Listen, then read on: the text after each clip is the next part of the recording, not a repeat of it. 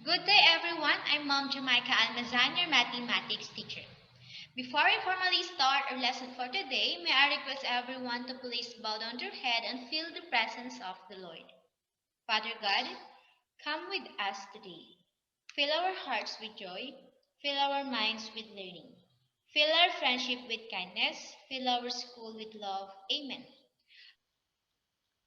Our topic for today is all about experimental probability. At the end of this lesson, you will be able to illustrate an experiment, outcome, sample space, sample point, and event, and also you will be able to solve problems on experimental probability. So what is a probability? A probability is the likelihood or chance that an event will occur. For example, what is the probability that it will rain today? Another example, what is the probability that an even number will occur when we roll a die once, just like that. Okay, now let's proceed to experiment. So what is an experiment? An experiment is any act, operation, or process that can result into two or more outcomes, so only one of which may occur at a time. Example of experiment is spinning a wheel. Another example is flipping a coin. Another example is rolling a die. Okay? Now let's proceed to outcome. So what is an outcome? Outcome is the result of a single trial of an experiment. Example, yung experiment natin is flipping a coin. So what are the possible outcome? It can be head or it can be tail. Another example is when we roll a die once. So what are the possible outcomes? It can be 1, it can be 2, it can be 3, it can be 4, it can be 5, or it can be 6. Okay, proceed tayo sa sample space. So kapag sinabi nating sample space, it is the set of all possible outcomes of an experiment. All possible outcomes, lahat ng outcomes.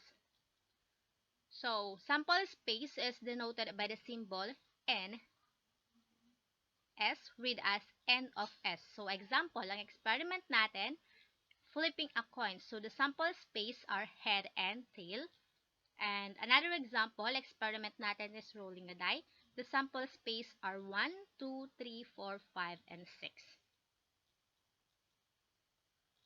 Okay, proceed tayo sa sample point. Kapag sample point is just one of the possible outcomes.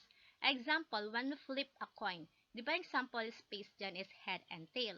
So, yung sample point, it can be head and it can be tail. Another example, kapag rolling a die once. So, yung sample space dyan, 1, 2, 3, 4, 5, 6. So, yung sample point dyan, pwedeng 1, pwedeng 2, pwedeng 3, pwedeng 4, pwedeng 5, at pwedeng 6. Okay? Now, let's proceed to event. Event is any set of one or more outcomes satisfying some given condition. So, there is a condition. Example, getting ahead when flipping a coin once. So, experiment flipping a coin. So, magiging event natin dyan is head. Okay? Kasi yung condition dyan is getting ahead when flipping a coin. Okay, another example is getting an odd number when rolling a die. So, yung condition, odd number. So, magiging sagot natin dyan is 1, 3, and 5. Okay, proceed tayo sa experimental probability. Kapag sinabi nating experimental probability, it is based on the data collected from an experiment. Okay, yung formula natin to get the experimental probability is the probability of an event is equal to number of times the event E occurs divided by the total number of trials. Okay, proceed tayo sa example. Mario spins this spinner, the one seen on the right, this one, 20 times. So, his data is as follow. Yan. So, kindly ask yourself, how many successful outcomes are there? In other words, how many times did Marco spin a yellow? And how many times did Marco spin his spinner? So, here are the data. So, let us find the probability of spinning a yellow. Okay? So, in-spin niya yung blue once, yung purple 3 times, yung red is 4 times, and yung yellow 5 times. So the probability of spinning the yellow is equal to number of times Marco spin a yellow divided by the number or the total number of trials. So yung number of times na in-spin ni Mario yung yellow is equal to 5. And the total number of trials here are 20. So, magiging sagot dyan, 5 over 20 or isimplify natin or 1/4. So, the answer is the probability that Mario spin a yellow is equal to 1/4. So, how can probabilities be represented? So, probabilities can be represented as fraction, decimal, and percent. Example dun sa kanina, sa example natin, the probability of spinning a yellow is equal to 1/4. So, pwede mong sagot dyan, fraction to percent. So, magiging sagot is equal to 25%. Okay, kapag fraction to decimal naman, the probability of spinning a yellow is equal to 1/4 or 0.25.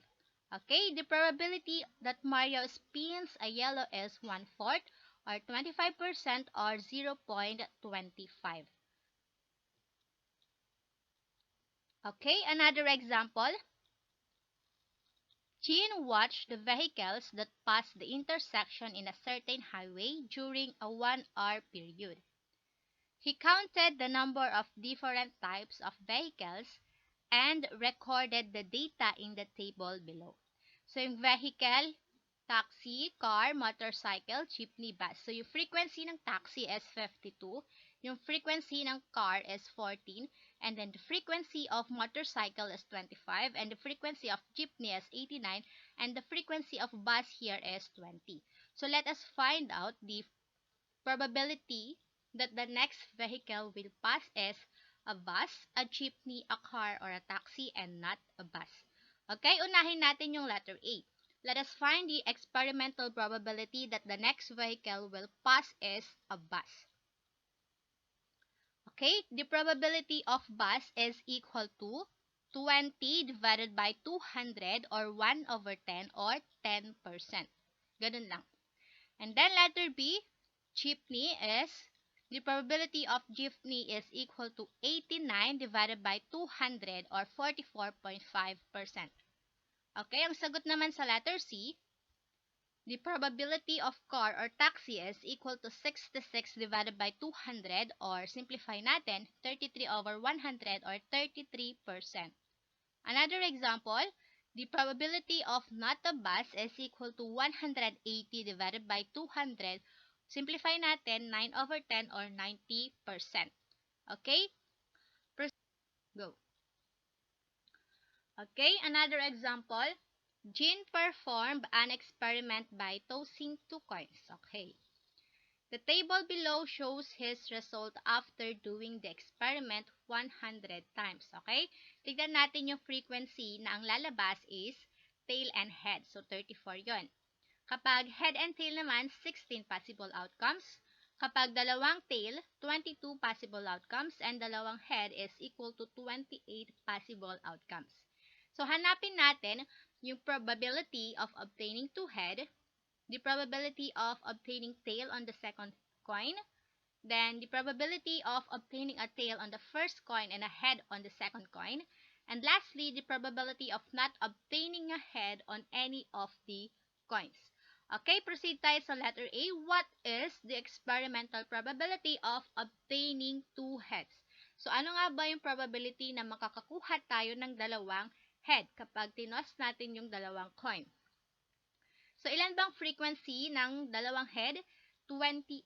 So, ilalagay natin, the probability of 2 heads is equal to 28 over 100. Bakit 100? Kasi 100 times tinos ni Jean yung dalawang coin. So, 28 divided by 100 or 7 over 25 or 28%.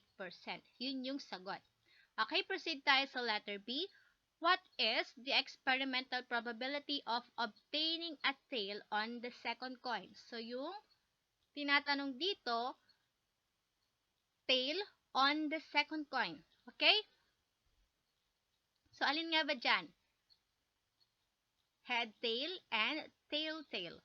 Okay, pag-adin lang natin, 16 plus 22 is equal to 38 divided by 100 or 19/50 or 38%. Yun na yung sagot.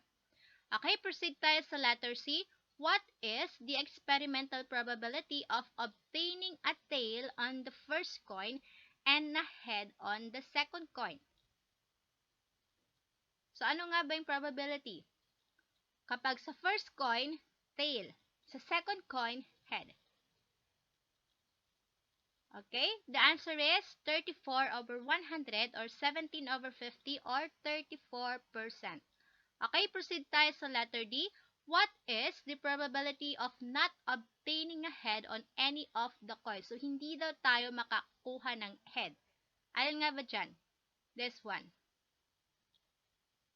So, the probability of not head is equal to 22/100 or 11/50 or 22%. Okay? So, for your activity, kindly answer page 318 to 319, exercise 9.2, 1 to 10. Okay? Kung may mga hindi kayo naintindihan, feel free to ask me. So, that's all for today. Goodbye and God bless.